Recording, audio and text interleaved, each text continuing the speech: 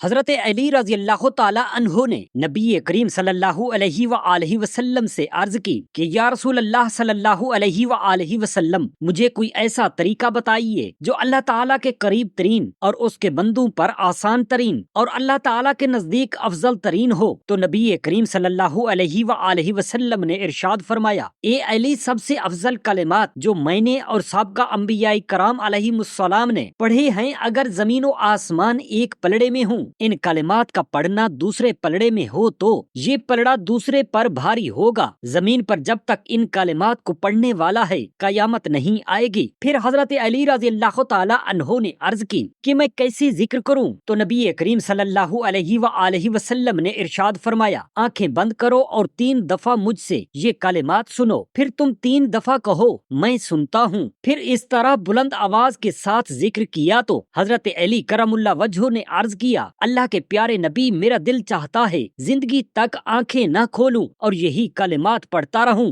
وہ کلمات یہ ہیں، بسم اللہ الرحمن الرحیم، السلام علیکم ورحمۃ اللہ۔ محترم ناظرین، حدیث قدسی ہے، اللہ تعالیٰ ارشاد فرماتا ہے، میں اپنے بندہ سے وہی سلوک کرتا ہوں جیسا وہ میرے متعلق گمان رکھتا ہے۔ جب وہ میرا ذکر کرتا ہے تو اسے میری معیت حاصل ہوتی ہے، اگر وہ میرا ذکر اپنے دل میں کرے تو میں بھی اسی طرح اسے یاد کرتا ہوں، اور اگر وہ میرا ذکر کسی مجلس میں کرے تو میں اس کا ذکر اس سے بہتر مجلس یعنی فرشتوں کی جماعت میں کرتا ہوں۔ اگر وہ ایک بالشت میرے قریب آئے تو میں 1 ذراع اس سے قریب ہوتا ہوں، اگر وہ 1 ذراع میرے قریب آئے تو میں 2 ہاتھ اس کے قریب ہوتا ہوں، اگر وہ چل کر میری بارگاہ اقدس میں حاضر ہو تو میری رحمت دوڑ کر اس کی طرف متوجہ ہوتی ہے۔ حضرت علی رضی اللہ تعالی عنہ فرماتے ہیں، میں نے رسول اللہ صلی اللہ علیہ وآلہ وسلم کے اصحاب کو دیکھا ہے، لیکن آج کوئی بھی ان کی مثل نظر نہیں آتا۔ بوقت صبح ان کے رنگ پیلے اور بال بکھرے اور گرد و آلود ہوتے ہیں، رات بھر اللہ تعالیٰ کے حضور صلی اللہ علیہ وآلہ وسلم سجود و قیام کرتے رہتے، قرآن کریم کی تلاوت کرتے اور سجود و قیام سے تسکین اور راحت حاصل کرتے، اور علل صبح ذکر الہی کرتے، اور اس طرح حرکت کرتے جیسے ہوا میں درخت حرکت کرتا ہے۔ ان کی آنکھوں سے اتنے آنسو رواں ہوتے کہ قسم با خدا ان کے کپڑے تر ہو جاتے۔ روایت میں ہے کہ بعض لوگ حضرت عمر بن خطاب رضی اللہ تعالی عنہ کی خدمت میں حاضر ہوئے اور شکایت کی کہ ہماری مسجد کے امام صاحب نماز سے فارغ ہونے کے بعد شعر پڑھنے لگتے ہیں۔ آپ رضی اللہ تعالی عنہ نے فرمایا، وہ کون ہیں؟ عرض کی گئی کہ فلاں شخص ہے۔ آپ رضی اللہ تعالی عنہ نے فرمایا، چلو اس کے پاس چلتے ہیں، کیونکہ اگر ہم نے اس کی طرف کوئی آدمی بھیجا تو وہ اس معاملے کو سمجھ جائے گا۔ حضرت عمر فاروق رضی اللہ تعالی عنہ صحابہ کی ایک جماعت کے ساتھ مسجد میں اس آدمی کے پاس تشریف لے گئے۔ اس آدمی نے جب آپ رضی اللہ تعالی عنہ کو دیکھا تو فوراً کھڑے ہو کر آپ رضی اللہ تعالی عنہ کا استقبال کیا اور عرض کی، یا امیر المؤمنین، کس کام اور غرض کی وجہ سے آپ یہاں تشریف لائے ہیں؟ اگر میرے ساتھ کام تھا، ہمارا زیادہ حق بنتا ہے کہ ہم آپ رضی اللہ تعالی عنہ کی خدمت میں حاضر ہو جایا کریں، اور اگر دین کا کام تھا پھر بھی رسول اللہ صلی اللہ علیہ وآلہ وسلم کے خلیفہ کی تعظیم ہمارے لیے فرض ہے۔ آپ رضی اللہ تعالی عنہ نے فرمایا، اللہ تعالیٰ تم پر رحم فرمائے، تمہارے متعلق مجھے قابل اعتراض بات پہنچی ہے۔ اس نے عرض کی، وہ کیا ہے یا امیر المؤمنین؟ آپ رضی اللہ تعالی عنہ نے فرمایا، تم نماز کے بعد اشعار پڑھتے ہو۔ اس نے عرض کی، نہیں یا امیر المؤمنین، یہ تو نصیحت ہے جو میں اپنے نفس کو کرتا ہوں۔ آپ رضی اللہ تعالی عنہ نے فرمایا، ان اشعار کو پڑھو، اگر تو اچھا کلام ہوا تو میں تمہارے ساتھ پڑھوں گا، اور اگر کبھی ہوئی تو میں تمہیں روک دوں گا۔ وہ اشعار یہ ہیں، میں نے اپنے دل کو جب بھی ہجر کے بارے میں جھڑکتا ہوں تو مجھے تنگ کرتا ہے، میں دیکھتا ہوں کہ وہ ہر وقت اپنی سرکشی میں غافل ہے، حتیٰ کہ اس نے مجھے پریشان کر دیا۔ اے برے ساتھی، یہ کیا بچنا ہے کہ اسی طرح عمر کھیل کود میں ضائع ہو گئی، جوانی مجھ سے جدا ہو گئی اور کوچ کر گئی، قبل اس کے کہ میں اس سے کوئی حاجت پوری کر لیتا۔ اس کے بعد اب مجھے فنا کی امید ہے، بڑھاپے نے میرے مطلوب و مقصود کو مشکل کر دیا ہے، ہلاکت ہو میرے نفس کی، میں نے اسے کبھی نیکی کے کام میں اور نہ ہی ادب کے کام میں دیکھا ہے۔ اے نفس، نہ تو رہے اور نہ تیری خواہشات، اپنے مولا کا خیال رکھ، اس سے خوف کھا اور اسی سے ڈر۔ تو حضرت عمر فاروق رضی اللہ تعالی عنہ بھی یہ شعر پڑھنے لگے اور فرمایا، جو شعر پڑھنا چاہے تو اسی قسم کے اشعار پڑھے۔ طبرانی، ابو نعیم، حاکم، بہقی اور ابن عساکر بکر نے بشیر ابن خصاصیہ رضی اللہ تعالی عنہ سے روایت کیا ہے، فرماتے ہیں کہ میں نبی کریم صلی اللہ علیہ وآلہ وسلم کی بارگاہ اقدس میں حاضر ہوا اور عرض کی، یا رسول اللہ صلی اللہ علیہ وآلہ وسلم، آپ کس بات پر میری بیعت لیتے ہیں؟ رسول خدا صلی اللہ علیہ وآلہ وسلم نے ہاتھ پھیلایا اور فرمایا کہ تو گواہی دے کہ اللہ کے سوا کوئی معبود برحق نہیں، اس کا کوئی شریک نہیں، اور محمد صلی اللہ علیہ وآلہ وسلم اس کے بندے اور رسول ہیں، اور 5 نمازوں کو ان کے صحیح اوقات میں پڑھے، زکوٰۃ مفروضہ کو ادا کرے، رمضان المبارک کے روزے رکھے، حج بیت اللہ کرے اور اللہ کی راہ میں جہاد کرے۔ میں نے عرض کیا، یا رسول اللہ صلی اللہ علیہ وآلہ وسلم، 2 باتوں کے علاوہ میں سب کو ادا کر سکتا ہوں، ان 2 کی گنجائش نہیں۔ زکوٰۃ قسم با خدا میرے پاس 10 اونٹوں کے سوا کچھ نہیں، جہاد میں بزدل آدمی ہوں، لوگ کہتے ہیں کہ جو میدان جنگ سے پیٹھ پھیر کر بھاگے وہ غضب خدا بندی کا مستحق ہوتا ہے، مجھے خوف ہے کہ جنگ شروع ہو جائے اور میں ڈر کر بھاگ جاؤں تو اللہ کے غضب کا مستحق ہوں گا۔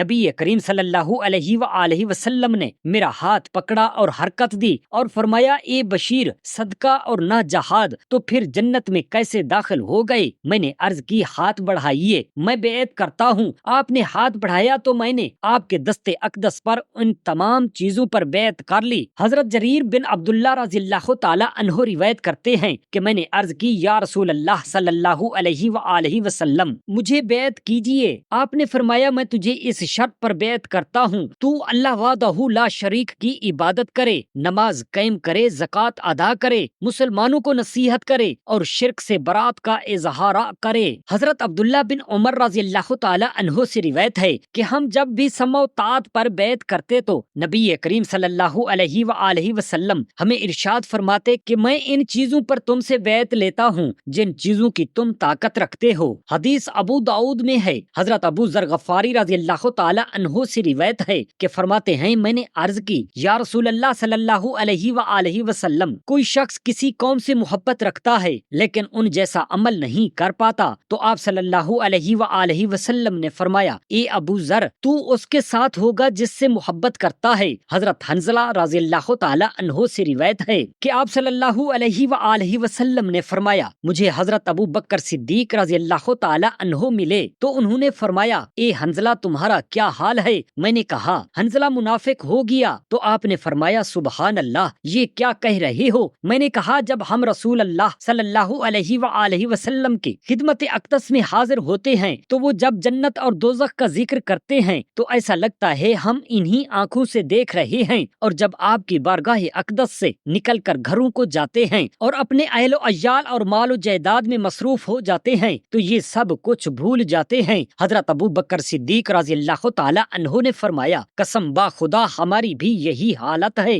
حضرت حنظلہ رضی اللہ تعالی عنہ فرماتے ہیں کہ میں اور حضرت ابو بکر صدیق رضی اللہ تعالی عنہ وہاں سے چلے اور حضور اقدس صلی اللہ علیہ وآلہ وسلم کی بارگاہ اقدس میں حاضر ہو گئے۔ میں نے عرض کی، یا رسول اللہ صلی اللہ علیہ وآلہ وسلم، حنظلہ منافق ہو گیا ہے، اور رسول اللہ صلی اللہ علیہ وآلہ وسلم نے فرمایا، وہ کیسے؟ میں نے عرض کی، یا رسول اللہ صلی اللہ علیہ وآلہ وسلم، جب ہم آپ کی بارگاہ اقدس میں حاضر ہوتے ہیں اور آپ ہمیں جنت اور دوزخ کی یاد دلاتے ہیں تو ایسا معلوم ہوتا ہے ہم انہی آنکھوں سے دیکھ رہے ہیں جب ہم اپنے گھروں کو جاتے ہیں اور اپنے اہل و عیال اور مال و دولت میں مشغول ہو جاتے ہیں تو یہ چیزیں بھول جاتے ہیں۔ تو رسول پاک صلی اللہ علیہ وآلہ وسلم نے ارشاد فرمایا، قسم ہے مجھے اس ذات کی جس کے قبضہ قدرت میں میری جان ہے، اگر تمہاری حالت ہمیشہ ایسی ہی رہے جیسا کہ میرے پاس اور محفل ذکر میں ہوتی ہے تو فرشتے آرام گاہوں اور راستوں میں تمہارے ساتھ مصافحہ کریں گے، لیکن اے حنظلہ،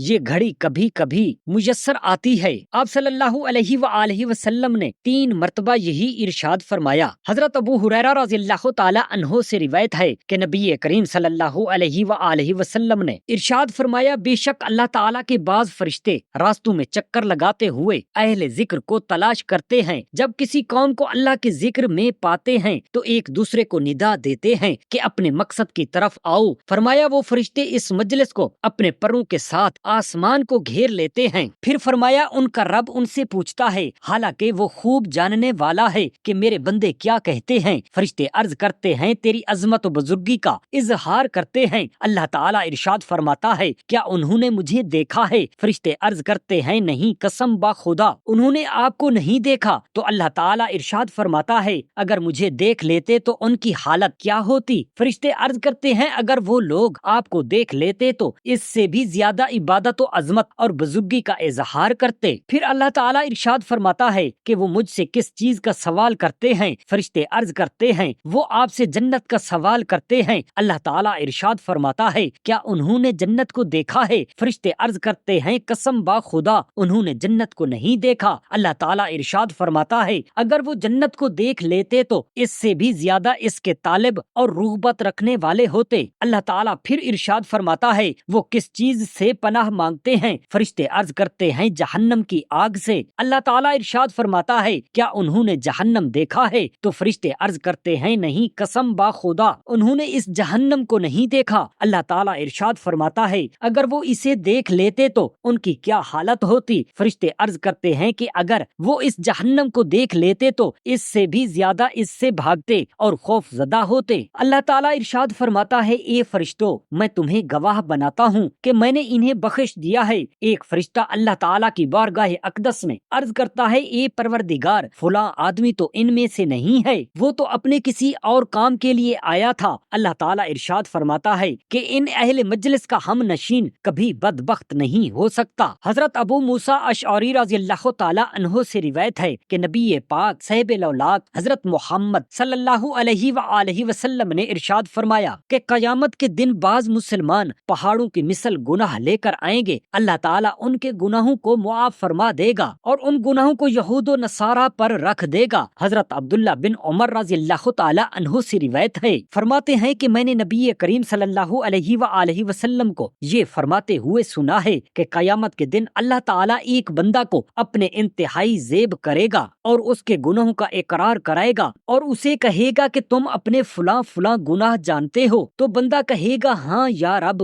اللہ تعالیٰ فرمائے گا میں نے دنیا میں تیرے گناہوں کی پردہ پوشی کی اور آج تیرے ان گناہوں کو معاف کرتا ہوں، پھر اس کو نیکیوں کا نامہ اعمال عطا کر دیا جائے گا۔ حضرت ابو امامہ رضی اللہ تعالیٰ عنہ سے روایت ہے کہ ایک آدمی حضور اقدس صلی اللہ علیہ وآلہ وسلم کی بارگاہ اقدس میں حاضر ہوا اور عرض کی کہ مجھے اس شخص کے بارے میں بتائیے جو اجر اور شہرت کے لیے جنگ میں شریک ہوا، اسے کیا ملے گا؟ رسول اللہ صلی اللہ علیہ وآلہ وسلم نے فرمایا اسے کچھ نہیں ملے گا۔ اس آدمی نے 3 دفعہ اس بات کا اعادہ کیا تو آپ صلی اللہ علیہ وآلہ وسلم نے فرمایا اسے کچھ نہیں ملے گا۔ پھر فرمایا اللہ تعالیٰ اس عمل کو قبول کرتا ہے جو خالص اس کے لیے ہو اور جس سے اس کی رضا مقصود ہو۔ حضرت ابو ہریرہ رضی اللہ تعالیٰ عنہ سے روایت ہے کہ رسول اللہ صلی اللہ علیہ وآلہ وسلم نے فرمایا اللہ تعالیٰ تمہارے جسم اور صورتوں کی طرف نہیں دیکھتا بلکہ تمہارے دلوں کی طرف دیکھتا ہے۔ حضرت شداد بن اوس رضی اللہ تعالیٰ عنہ سے مروی ہے کہ انہوں نے نبی کریم صلی اللہ علیہ وآلہ وسلم کو یہ فرماتے ہوئے سنا کہ جس نے ریاکاری کے لیے روزہ رکھا وہ سمجھے کہ اس نے شرک کیا، اور جس نے ریاکاری کے لیے نماز پڑھی اس نے شرک کیا، اور جس نے ریاکاری کے لیے صدقہ کیا اس نے بھی شرک کیا۔ حضرت محمود بن لبید رضی اللہ تعالیٰ عنہ روایت کرتے ہیں کہ نبی کریم صلی اللہ علیہ وآلہ وسلم ایک دن اپنے حجرہ انوار سے باہر تشریف لائے اور فرمایا اے لوگو سرائر کے شرک سے بچو۔ صحابہ کرام رضوان اللہ علیہم اجمعین نے عرض کی سرائر کا شرک کیا ہے؟ آپ صلی اللہ علیہ وسلم نے فرمایا کہ آدمی نماز کے لیے کھڑا ہوتا ہے اور نماز کو خوبصورت انداز میں ادا کرنے کی کوشش کرتا ہے تاکہ وہ لوگوں کو دکھائے، اور یہی سرائر کا شرک ہے۔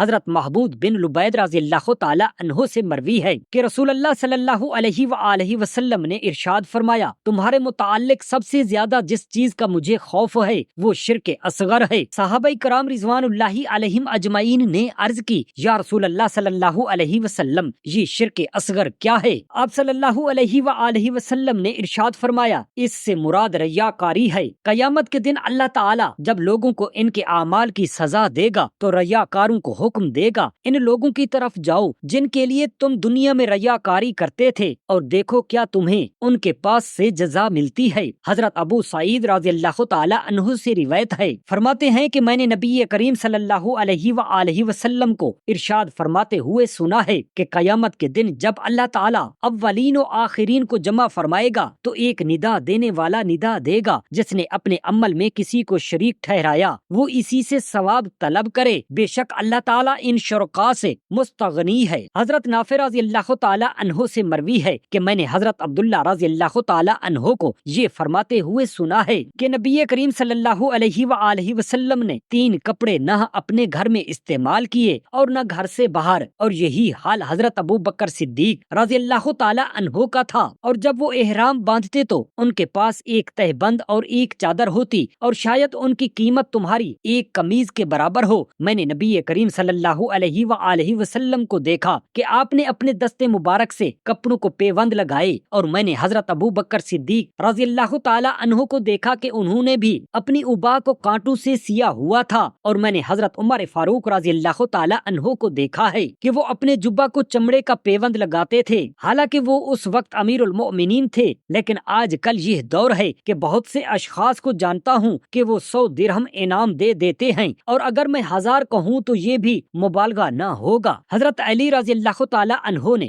نبی کریم صلی اللہ علیہ وآلہ وسلم سے عرض کی کہ یا رسول اللہ، مجھے کوئی ایسا طریقہ بتائیے جو اللہ تعالیٰ کے قریب ترین اور اس کے بندوں پر آسان ترین اور اللہ تعالیٰ کے نزدیک افضل ترین ہو۔ تو نبی کریم صلی اللہ علیہ وسلم نے ارشاد فرمایا، اے علی، اللہ کے ذکر پر مواظبت اختیار کرو۔ حضرت علی رضی اللہ تعالیٰ عنہ نے عرض کی، تمام لوگ ذکر کرتے ہیں، مجھے کوئی خاص ذکر بتائیں۔ رسول اللہ صلی اللہ علیہ وآلہ وسلم نے ارشاد فرمایا، سب سے افضل کلمہ جو میں نے اور سابقہ انبیاء نے کہا وہ لا الہ الا اللہ ہے۔ اگر زمین و آسمان ایک پلڑے میں ہوں اور لا الہ الا اللہ دوسرے پلڑے میں، تو یہ پلڑا دوسرے پر بھاری ہوگا۔ زمین پر جب تک لا الہ الا اللہ پڑھنے والا ہے قیامت نہیں آئے گی۔ پھر حضرت علی رضی اللہ تعالیٰ عنہ نے عرض کی کہ میں کیسے ذکر کروں؟ تو نبی کریم صلی اللہ علیہ وآلہ وسلم نے ارشاد فرمایا، آنکھیں بند کرو اور 3 دفعہ مجھ سے لا الہ الا اللہ سنو، پھر تم 3 دفعہ کہو میں سنتا ہوں۔ پھر اس طرح بلند آواز کے ساتھ ذکر کیا تو حضرت علی کرم اللہ وجہہ نے عرض کیا، اللہ کے پیارے نبی، میرا دل چاہتا ہے زندگی تک آنکھیں نہ کھولوں اور یہی کلمہ پڑھتا رہوں۔ حضرت حفصہ بنت خطاب رضی اللہ تعالی عنہا فرماتی ہیں کہ میں حضرت عمر فاروق رضی اللہ تعالی عنہ سے عرض کی، اے امیر المؤمنین، کاش آپ اپنے اس کپڑے سے نرم کپڑا پہنتے اور کاش اپنے اس کھانے سے عمدہ کھانا کھاتے۔ اللہ تعالیٰ نے آپ کو رزق میں وسعت دی ہے اور بہت مال عطا فرمایا ہے۔ تو آپ رضی اللہ تعالی عنہ نے فرمایا، تم خود ہی فیصلہ کرو کہ رسول کریم صلی اللہ علیہ وآلہ وسلم کتنی سخت زندگی گزارا کرتے تھے۔ آپ انہیں وہ حالات یاد کراتے رہے حتیٰ کہ انہیں رلا دیا۔ پھر آپ رضی اللہ تعالی عنہ نے انہیں فرمایا، قسم با خدا، اگر میں نے رسول اللہ صلی اللہ علیہ وآلہ وسلم اور حضرت ابو بکر صدیق رضی اللہ تعالی عنہ جیسی سخت زندگی گزاری تو پھر شاید ان کی خوشحال زندگی کو پا سکوں گا۔ حضرت قتادہ رضی اللہ تعالی عنہ سے مروی ہے کہ حضرت عمر فاروق رضی اللہ تعالی عنہ ایک دن خطبہ جمعہ کے لیے دیر سے تشریف لائے تو پھر اپنی تاخیر کی معذرت کی۔ فرمایا، میں اپنے ان کپڑوں کو دھونے میں مشغول ہو گیا جس کی وجہ سے مجھے دیر ہو گئی۔ آپ رضی اللہ تعالی عنہ وہی کپڑے دھو کر پہن لیا کرتے تھے کیونکہ آپ کے پاس دوسرے کپڑے نہ تھے۔ رسول اللہ صلی اللہ علیہ وآلہ وسلم اور آپ کے صحابہ کرام رضی اللہ تعالی عنہم کی حیات طیبہ وہ کامل عملی نمونہ جس پر اولیاء کرام عمل پیرا ہیں، اس وجہ سے وہ زہد و عفت، پاکیزگی اور استقامت میں اپنی مثال آپ تھے۔ اللہ تعالی ہم تمام مسلمان بہن بھائیوں کو کلمہ حق لا الہ الا اللہ محمد الرسول اللہ پڑھتے رہنے کی توفیق عطا فرمائے اور مرتے وقت بھی لا الہ الا اللہ محمد الرسول اللہ ہماری زبان سے نکلے، آمین یا رب العالمین۔ جزاک اللہ خیرا کثیرا۔